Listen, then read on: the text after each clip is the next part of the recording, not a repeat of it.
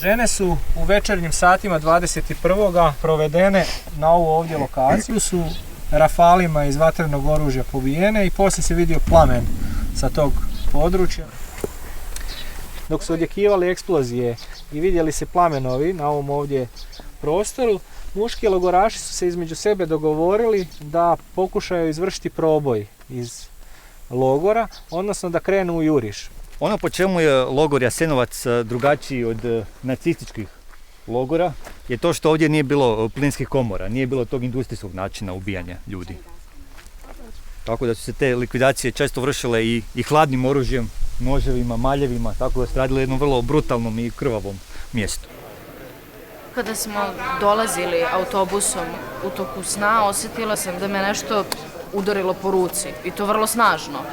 I trgla sam se iz sna i samo sam momentalno pogledala kroz prozor i bila je ispred mene tabla Jasenovac. I tako smo šetali i vidim i onaj voz i šine, skelu, to jest neke naznake skele. I ono što me također još zabolilo jeste, eto, hrvatska i bosanska strana ne sarađuju. Bilo je pitanje vodiča, zašto mislite da je bitno da ste ovdje? Samo sam pomislila, rekao, pa možda eto da bi jednog dana bosanska i hrvatska strana Jasenovca sarađivale, pošto tad su očito super imale kooperaciju, pa zašto danas ne bi kada više nema tog zločina?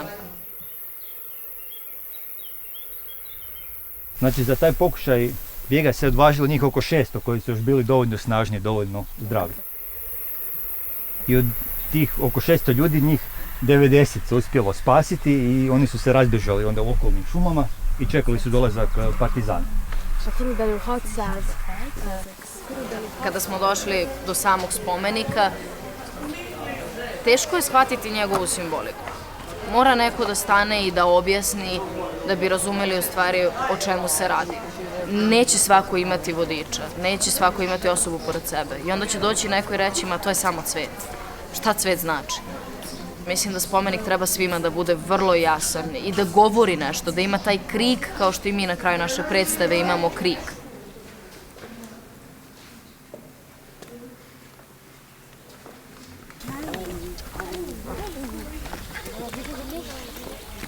Sad ulazim u muzej i drugarica me pita, hoćeš da pogledaš u spisku? Ja rekao neću, ima 84.000 imena, neću da gledam. Ne treba mi da to znam. Međutim, drug me je preduhitrio i okrenuo je na moje prezime i kaže, evo. I nadate se da nećete naći baš onog koji je vaš. Nadate se iskreno, međutim ta nada se ne ispuni. Iako sam 2-3 puta prošla kroz taj spisak i u prvih 2 puta nisam našla ime, 3. put jesam. I taj osjećaj besa, mržnje, ali mržnje ne prema nekome, nego prema samom zločinu, je jako čudan i nešto što ja do tad nikad nisam osjetila, stvarno. Nije sad to neka ni tuga, ja čoveka nisam znala i mislim da su manje više svi pogledali na svoje prezime, zato što svako hoće da vidi imam li ja veze s tim mestom, svako hoće da vidi da li je povezan. I stvarno mislim da jedna vrsta olakšanja, jedan pad tog tereta sa srca ode kada vidiš da eto nema tvoje prezime. Dvostruki teret, učenje o nacionalsocijalizmu i holokaustu je projekt Goethe instituta Kroatien u suradnji sa 5 škola i 5 različitih institucija, to je zemalja iz regije, uključujući i Njemačku. Danas se nalazimo u Novom Vinodolskom gdje se održava ljetna škola. Projekt je trajao 1,5 godine. Ova ljetna škola je završni dio projekta. Bilo nam je jako bitno da učenici sudjeluju u svakoj fazi projekta. Znači, bilo da se radi o pisanju scenarija za kazališnu predstavu ili da rade scenarij za film, da istražuju za film, da ga snimaju.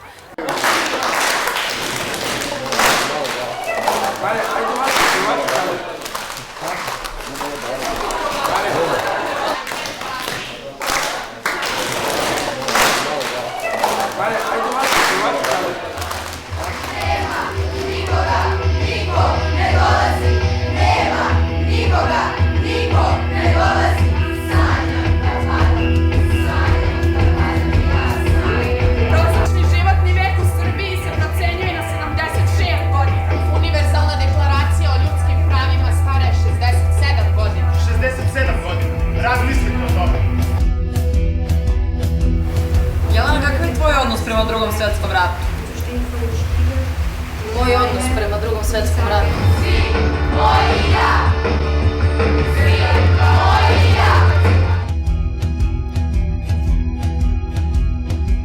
Pa ja nemam na šta da budem ponosna. Evo zbog čega da budem ponosan. Nema ni jednog spomenika pred kojim mogu da stanem i sagnem glavu minutu ćutanja. Svaka rečenica koju ste čuli u toku predstave od divim se Hitleru do ja nemam na šta da budem ponosna, to su sve naše reči koje smo mi izgovorili. I kao što je Vanja rekla u toku predstave, više od 15 učenika i učenica izjavilo divim se Hitleru. Ja sad mogu slobodno da kažem u ime mojih kolega, jel? Da se više niko od nas apsolutno ne divi Hitleru i da ćemo raditi sve da se to nikad ne ponovi. You feel you change, your person is changing. What about when you discussed it in France? We got some really strange reactions, but again, it's not so strange. My other friends told me that they felt attacked. Like we are blaming them all the time.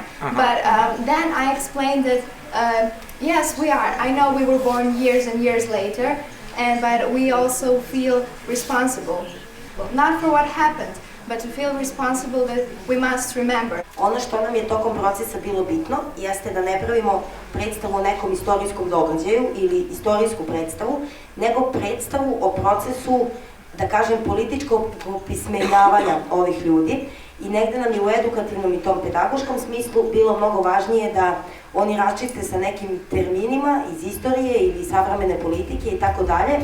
Pa onda mogu samo da urlam. Za mene, za vas, za njih, Za sve nas. Sad!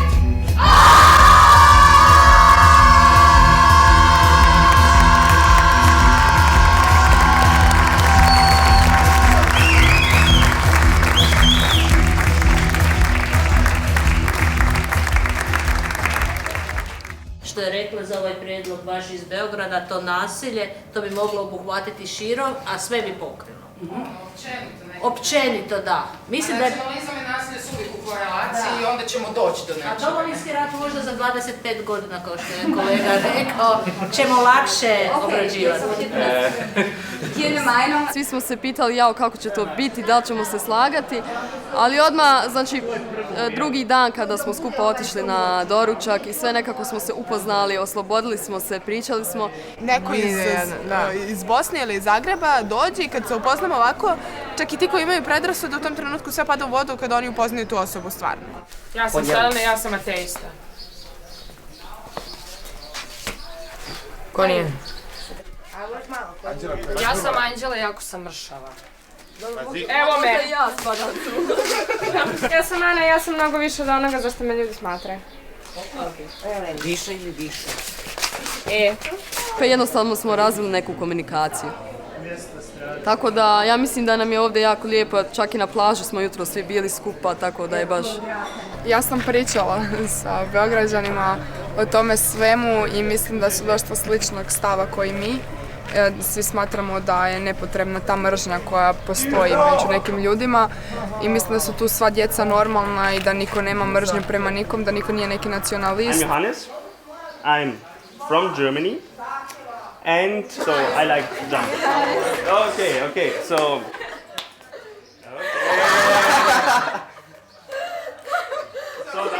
Postoje profesori koji žele deci da objasne, žele da im predoče opasnosti interneta, ali postoji taj element zainteresovanosti učenika ili profesori koji samo taksitno rade po planu i programu, kažu idete možda to da radite i kraj. Znači ja s jedne strane čujem da su korisnici neobrazovani, a s druge strane da su službe koje bi trebale pružati podršku u sigurnosnom smislu također nisu kapacitirani.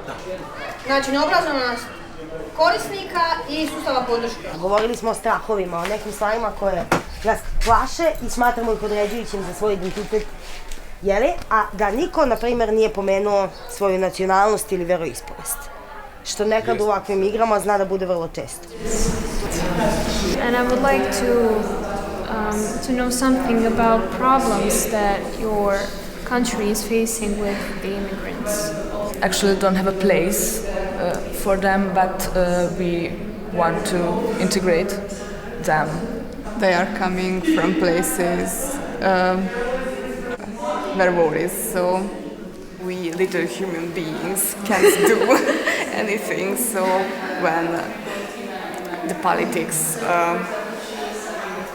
want to do something, they do it. So we can share our opinions and thoughts on things like solidarity, justice and things like that. So, well, these opinions have really changed, and it has helped us a lot, because now we aren't afraid to go to these countries and we can make friends easily, and well. Da li bi svi roditelji pristali dok vide teme da puste djecu na te ove? Da li je to, nemojmo se lagati ljudi. Bei uns ging es 68 los, ne? Irgendwann fangen die Kinder an, sie zu fragen. U Njemačkoj je počelo 68. Nakon Drugog svjetskog rata. Ako vaša generacija nije spremna da se suočava sa prošlošću 90-ih, ja mislim da to ne znači da su mladi nespremni da to urade. Vi ste pomenuli 68. Sie haben 68 erwähnt. To nije bila generacija nacista i zločinaca i onih koji su posmatrali, koji su otvarali to pitanje i onda preneli to njihovo suočavanje njihovoj deci. To je apsurdno misliti. U stvari, deca su sami to zahtevali da se u stvari bune protiv odrasle i njihov svet i njihovu nacističku zabludu. Pa mi izbace 2 knjige koje bi inače mi čitali, naših nekih pisaca, i ubace jednog čehoslovačkog i jednog rumunskog, nebitno. Jer to onda poštovanje tih manjih jezika. Govorimo da jezik nije baš alat kada on predstavlja izvesnu kulturu. Da ne moraju da je propagiraju. Isto kao što oni ne čitaju naše, tako ne čitamo ni mi. Ne znam kako uopšte da ti manji jezici budu, trebalo bi da budu ravnopravni. Bosanski, hrvatski, srpski, crnogorski, to je jedno svoje, nije 4 svoje. Meni je jako problematično kad kažete svako ima svoje. Vrlo se zabrinemo, da kažem dobro, ajmo da kući šta ima da srađujemo. I think that a lot of people around the world only act in solidarity. We only have the problem with this, what is meaning of this. It's really a word that is so used for so many situations, and you have to find a definition for yourself. Naša tema je solidarnost i istraživali smo ova 2 dana. Juče smo intervjuisali neke ljude na plaži, tako da smo neke njihove upečatljive rečenice uzeli. Uspeli smo čak i pesmu da napišemo na svim jezicima. Ja to vidimo kao 4 ruke koje predstavljaju jednakost svih zemalja na Balkanu. Potrudili smo se baš i nadamo se da ćemo biti dobri.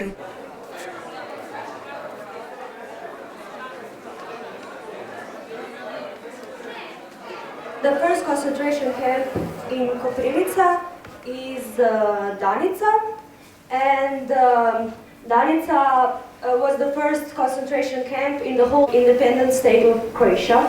People who were jailed there were numerous detainees of different ethnical, political, and religious backgrounds.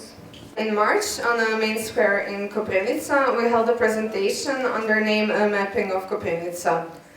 In the middle of the square was a guidepost, which was guiding people to a certain topic. And at every sub-theme was standing one of us, explaining a part of Koprivnica's history to interested citizens. A vi ste u stvari postali spomenici koji su progovorili. To je meni najfascinantniji trenutak u tom vašem radu. Ali sad je problem, evo ja imam primjer, brat moga pradjeda je osnivač logora Danice. Da, njegov, da, moj pradjed sa očeve strane, on je poručnik bio u logoru. Opet s druge strane, sa majčine strane, pradjed je bio partizan. On se borio policiji. I tako je, jer ti neki stari ljudi, oni su izgubili roditelje na Bleiburgu, neki su izgubili u partizanima i zato je Koprivnica među starijima toliko podijeljena.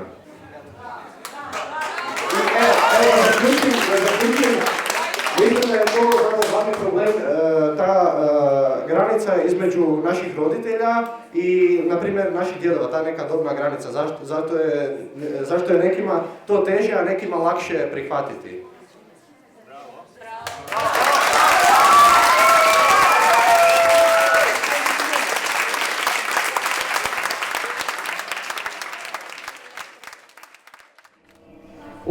učeći o nacionalsocijalizmu i holokaustu u Europi, saznali smo da smo svi mi žrtve neke fotografije. Istorijski muzej, 7. novembar, muzej tuge i nemira, muzej miliona priča i dešavanja. Fotografisala smo mjesta stradanja na kojima većinom nismo ni bili, za koje većinom nismo ni znali da su tu tipa spomenici koji su bili na neki način skriveni. Također na jevrejskom groblju ni ja dotad nisam bila, znala sam da postoji, ali nisam bila. Ono što je mene fasciniralo u ovom istraživanju jeste slika koja se nalazi u Historijskom muzeju u Sarajevu. To jest na toj slici su dvije žene, jedna je jevrejka, druga je muslimanka. Muslimanka naravno nosi zar, to jest maramu kako bi mi rekli, i ona štiti svoju komšinicu jevrejku. To jeste u tom periodu svi jevreji su morali da nose kao neke znakove i da bi ona nju provela sigurno kroz grad, da ne bi bila ubijena, ona je nju morala da prikrije.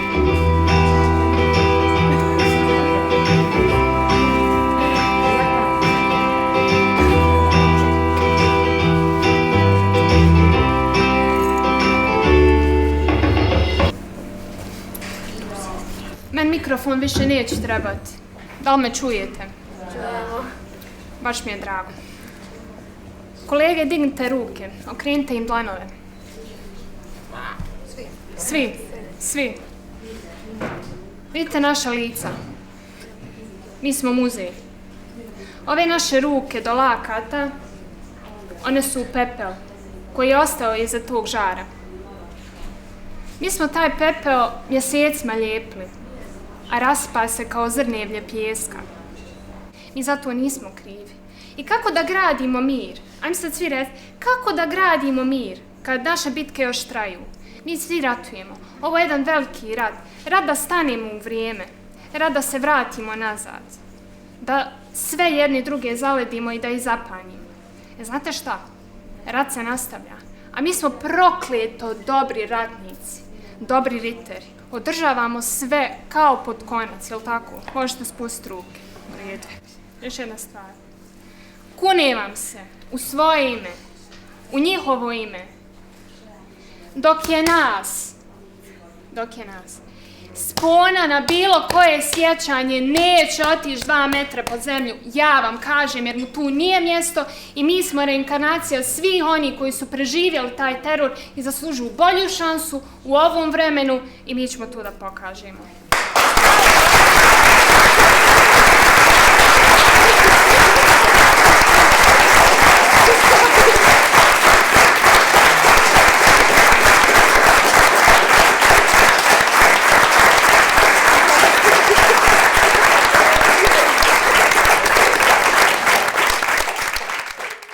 Domovinski rat, kako god da dozovemo, rat 90-95. Osobno mislim iz iskustva redovne nastave da je to malo prerano. Zašto? Društvene okolnosti 68.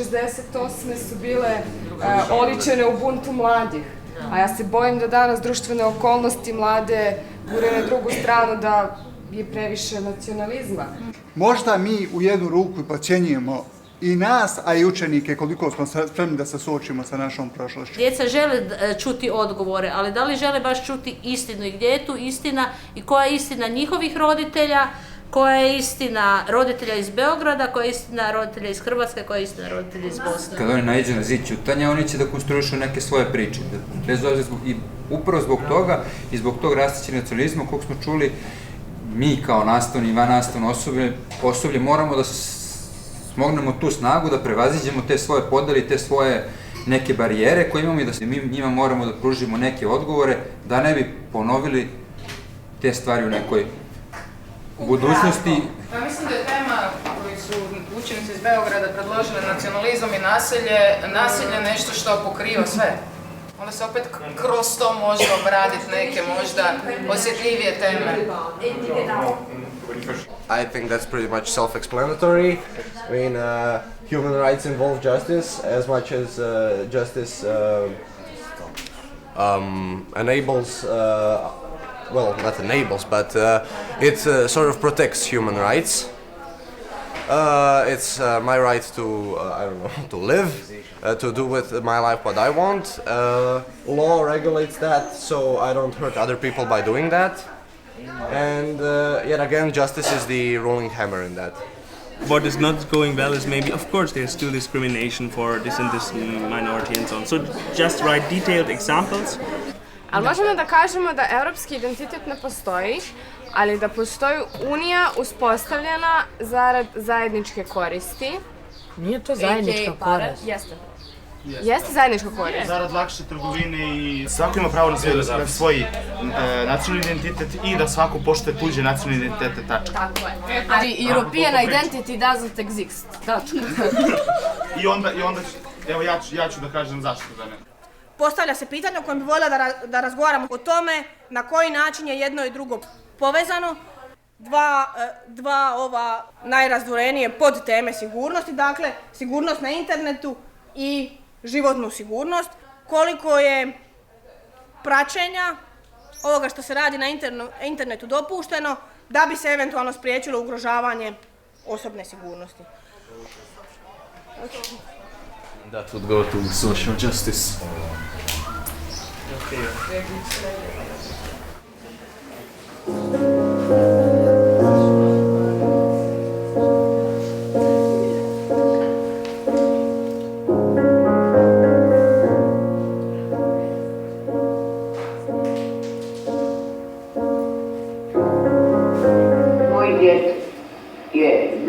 Židov koji je došao iz... Morali smo prvo sve istražiti simbole, njihovo značenje, gdje se oni pojavljuju, ko ih je koristio, zašto ih je koristio i tako.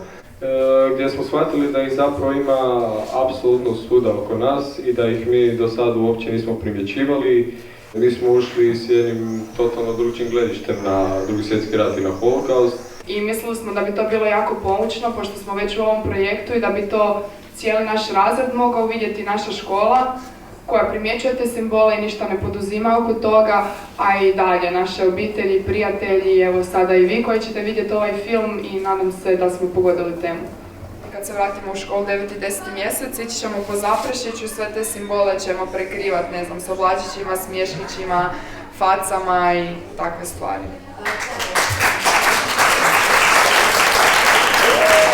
Jako smo zadovoljni šta se dogodilo s našim učenicima u zadnje 2 godine. Dakle, od trenutka kad smo krenuli s projektom, mi smo napravili malu anketu, intervju, da vidimo njihove stavove, njihove mišljenje o cijeloj temi. I u roku 2 godine su se oni izgradili kao osobe u smislu da su njihovi stavovi promijenjeni, oni koji su bili pozitivni da su sad samo još više argumentirani i da su oni konačno tolerantnije, empatičnije osobe i da više razumiju problematiku i općenito svijet oko sebe.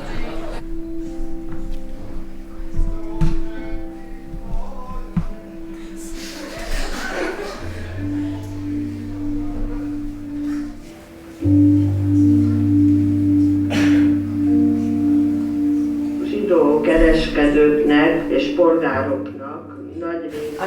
Hát először is, ugye, amikor kim voltunk Horvátországban, akkor meg már Magyarországon is kezdődött az ötletelés rész, és nagyon sokféle ötlet jött elő, amikor így gondolkoztunk, és végül is a sakk volt, amivel kezdtük a film készítését, az volt az első ötlet, az volt a séma, vagy hát a kerete.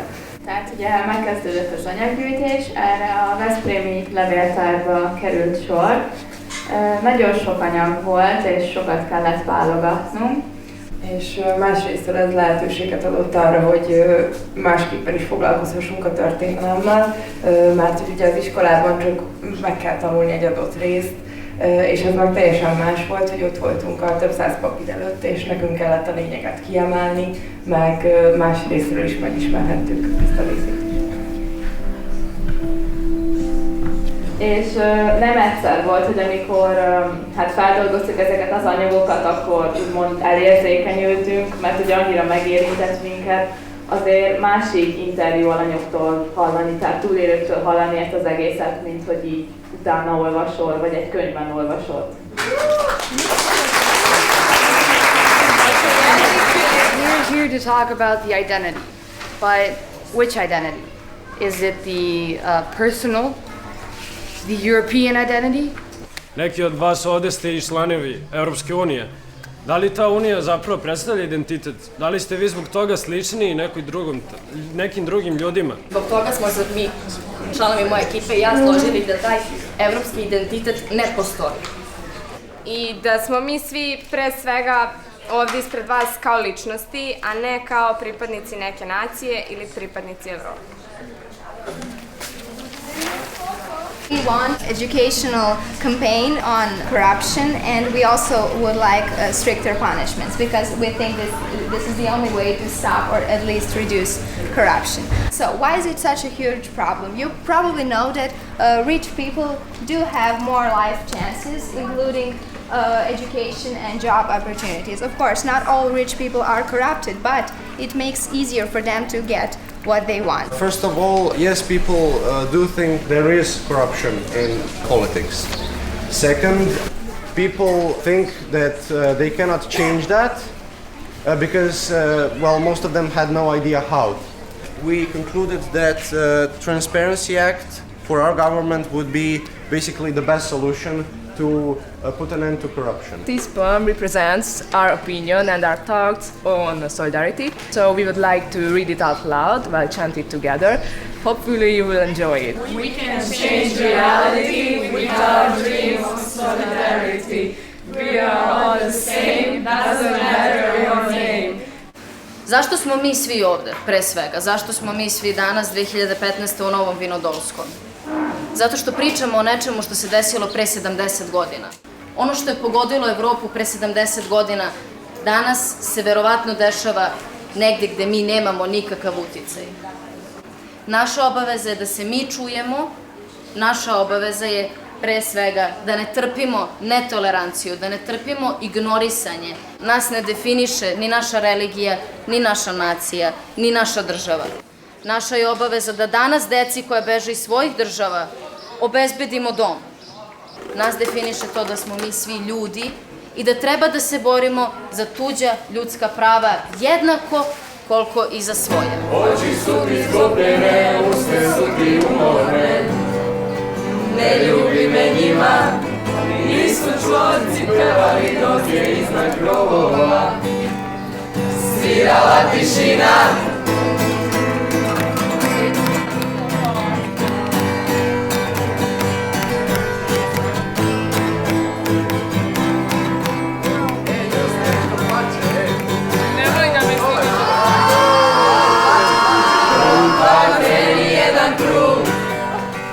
Unazad planetu, noće krvljala, a nama je trebala najduža na svetu.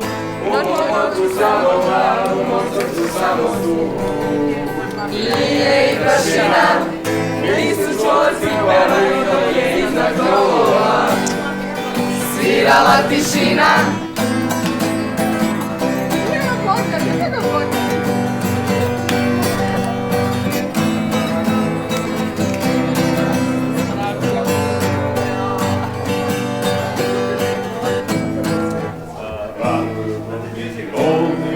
Ulazim u voz, neću da se vratim, što to tebi napišem, potreba mi obrišem. Svaki moraš znati, nisi se probudila, zato nisi videla. Igrale su seme, neke dobri duhovi i kraljevski orlovi. Čuvaj od mene.